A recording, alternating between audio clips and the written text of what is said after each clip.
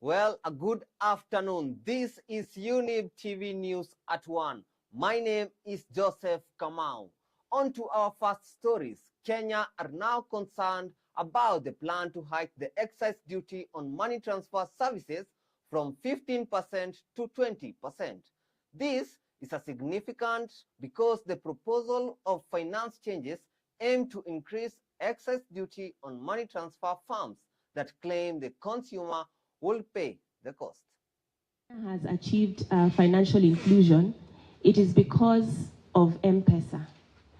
And this is because those who have traditionally been unbanked or underbanked are now able to access the financial ecosystem through mobile money, and more specifically through M-Pesa. And so if the cost goes up in the manner in which I have explained, then what's going to happen is we're going to have a scenario where there are certain, people will actually reduce their transactions, and therefore even the agents will not have much of a business.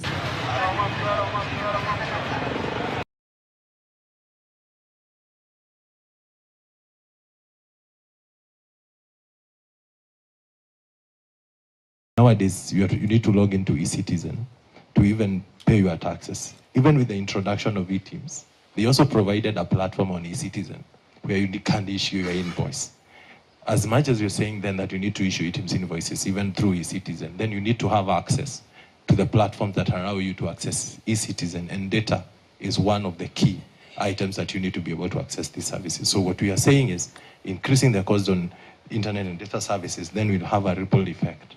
With the additional VAT coming through, the commission expense to Safaricom, and Safaricom not being able to claim the input VAT because the product that is supported is exempt, it means that the person who will ultimately then bear the cost of this VAT will be you and I, the customers who use M-Pesa.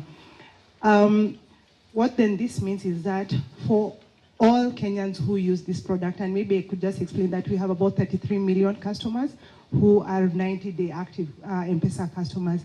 This will be an additional cost to them because that 16% will then have to be fed into the transaction fee. Now, the government has reduced the whole budget for the financial year 2024-2025 in a historic step intended to support austerity measures and ensure wise use of the financial resources available. Prior to the budgetary projections presentation scheduled for this Thursday, President William Ruto made the announcement of the 3.848 trillion on Monday during the signing into law of the Supplemental Appropriation and Division Revenue Laws of 2024. Here is the report.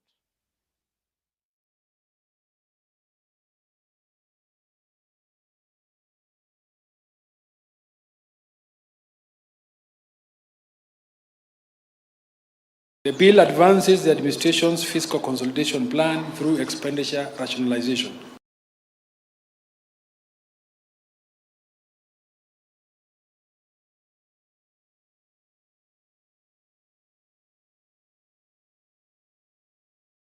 By Kenya shillings 132 billion, 132.46 billion, from Kenya shillings 3,981.53 billion to Kenya shillings 3,848.07 billion.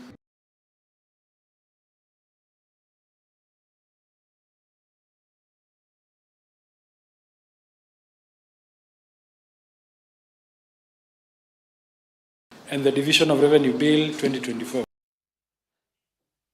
Still on matters finance, at the office of retired President Uhuru Kenyatta, who is claiming through spokesperson Kanzedena that his successor, William Ruto, is frustrating him by not providing him the perks that he is entitled to under the Presidential Retirement Act. The former president enumerated a long number of complaints, including being financially strangled by actions such as being refused office space. The most recent evidence of the relationship and his former deputy.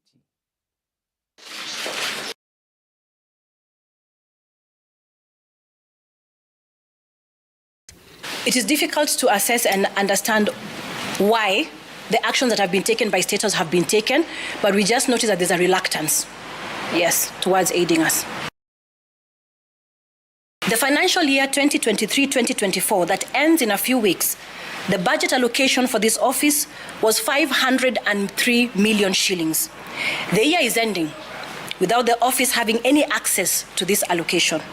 The total amount for the 2 years that we have not had access to this approximately 1 billion Kenya shillings. State House chooses a verbal form of communication on official issues or chooses not to respond to correspondence by this office. This includes the requisition for fuel maintenance, office operations and facilitation, pending renewal of contracts and budget returns. We all know the importance of written communication in any office to maintain transparency and order. And our worry as an office is a precedence that is being set by the government of the day. Their decision to blatantly ignore execution of the Presidential Act No. 11 of 2023 seems to open up a Pandora's box that will leave a retired head of state at the mercy of the government of the day. Now, on matter strike, with the clinical officers strike entering the 72nd day, those officers continue to insist they will not end the strike until all their demands are addressed by the government. This happens while those officials agree on the issue of promotion with the government. Speaking to the media, the General Secretary of the Clinical Officers, George Kibore, has said that the issue of benefits, hiring medical students, and permanent employment for those officers has not yet been resolved. The court has already protected us, and the court on 9th of May ordered the employers not to harass, intimidate, threaten, or even start or continue with any disciplinary matter against us. So we will stay on strike until we can regain our professional respect, our professional dignity. We cannot continue to have people who are working full-time, but they are paid half of the salary they are supposed to be earning, because that is also discrimination at the workplace.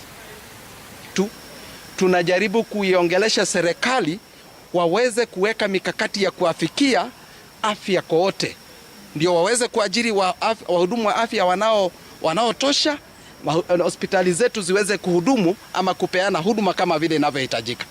Tukiona tumeanzisha vitu kama SHA, hii social health insurance, na tukalete watu wengine wanaitwa community health promoters, tumeweza kumakinisha ama kusensitize community na wanajua wanatapata huduma. La ajabu ni kwamba kila siku wanapoamka wakienda katika hospitali zetu za umma, hakuna daktari wa kuwaona, hakuna madawa. Basi hawana imani na maneno yale ambayo tunayoambiwa, hata kama tutaimba leo na kesho kutu. Now we are going to take a short break. We will be back with more news updates.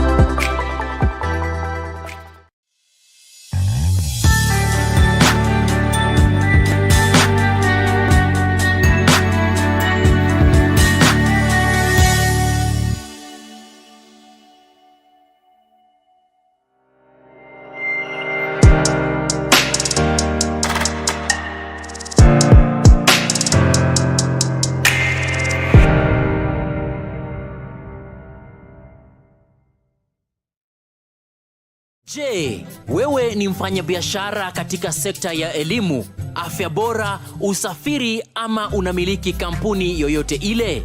Ungependa kupata fursa ya kutangaza biashara yako ili kuwafikia wateja zaidi? Usikonde. Runinga ya Younib inakupa fursa ya kupeperusha matangazo kuhusu bidhaa na huduma unazotoa kwa bei nafuu. Kwa maelezo zaidi, wasiliana nasi kupitia nambari za simu 0750344700 ama kupitia barua pepe marketing@younibtv.com. Jinyakulie leo. Younib TV, ever the best.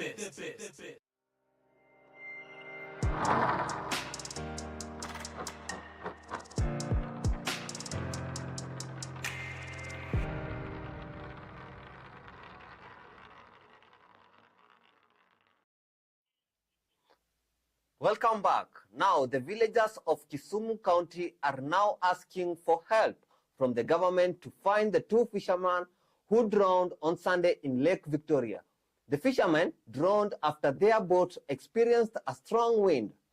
People were saved and 5 of their boats are reported to experience massive damage. Fishermen are urged to use safety measures to escape such accidents.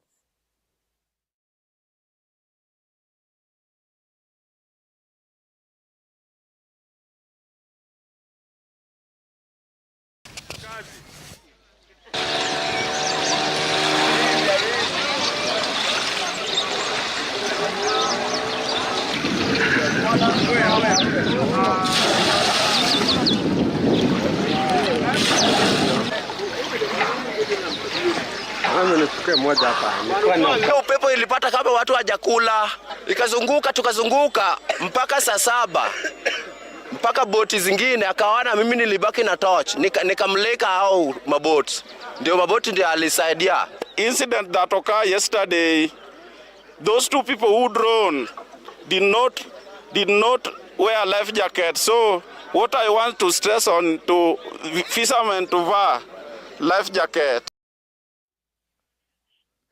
Now, on other news, finally, the fishermen of Lamu who are affected by the construction of Lamu Port after the areas they depended on to catch fish were taken over and the port was built have begun to be paid their compensation by the Port Council in KPA. Each fisherman getting more than 200,000 shillings. Their fishermen have asked the KPA to give employment to their young people in port activities. Nimefurahia sana kuweza serikali kutuharakishia kupata hii ridhaa baada ya miaka 10. Chenye nakiomba serikali ni kwamba ifanye mikakati iweze kupata wavuvi wote wapate ridhaa yao kama ilivyopangwa, isiyo hao watapata wengine watakosa. Itakuwa ni kitu inaumiza sana roho.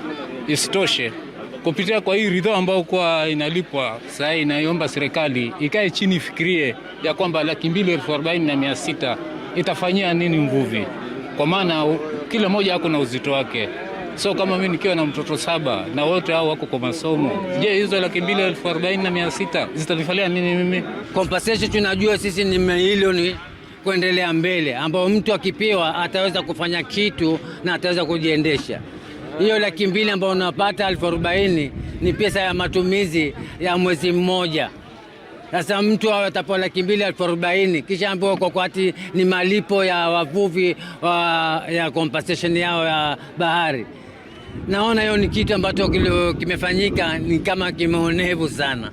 Kitu ambacho kwamba tungependelea zaidi kwamba kizazi cha uvuvi kiweze kuendelezwa, kiweze kusaidiwa kwa mambo moja, kazi kwa vijana ambao kwamba kuna jamii ya uvuvi, kuna wazee wamezeeka sasa hii hata ukipokea pesa hataweza tena kuvua, na hii pesa ni kidogo, hataweza kujiendeleza. Katika hii bandari pia, katika hizi jamii pia za uvuvi ziweze watoto wao waweze kuchukuliwa, wao watapata vibarua. Mimi kile naweza kuambia wavuvi wenzangu, jiko usiongeze jiko. Usiongeze jiko kwa sababu umepata hii pesa kidogo. Afadhali uongeze mfugo, nunua kuku, nunua mbuzi, tengeneza kidau kidogo cha kwenda baharini, kikusaidie. Kuongeza bibi yule uko naye tayari ni shida. 240,000 si kitu cha kupanga maisha. Hizo ni pesa za kutafuta unga siku mbili, aende akae na bibi yake ule tu ambaye alikuwa na shida naye, akae naye vile vile, na wakati leo Mungu amempatia kitu kidogo, wende watumie pamoja. Mimi naangazia hivyo. Kwa mambo kuongeza mabibi kwa 200,000 ni kuongeza mizozo. Yule ambaye kwa anaingia sai, huyo anakuweka ni kitega uchumi yake. Baada ya kumalizika hiyo pesa, hautamuona njia amepitia. Now, on sad news, 9 additional people, including Malawi's Vice President Saluso Chilima, were on board the missing plane. The president ordered a search and rescue operation after aviation officials were able to get in touch with the Malawi Defense Force aircraft, which was scheduled to land at the Mzuzu International Airport in the country's north just after 10 a.m. local time. This is according to a statement from the president's office. This has marked the third of the most high-ranking African official to have died in a plane crash after the recent death of Iranian President Rais Ibrahimi and the Kenyan CDF. Francis.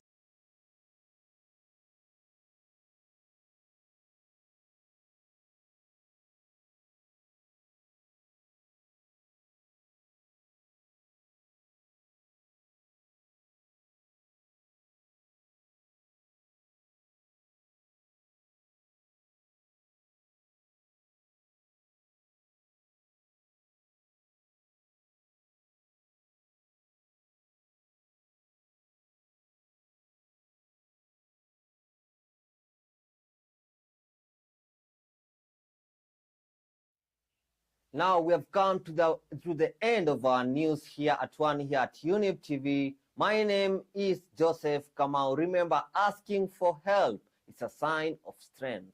Do not let your fear of being judged stop you from asking for help when you need it. Sometimes asking for help is the bravest move you can make. You don't have to go through it all alone. Till next time, bye-bye.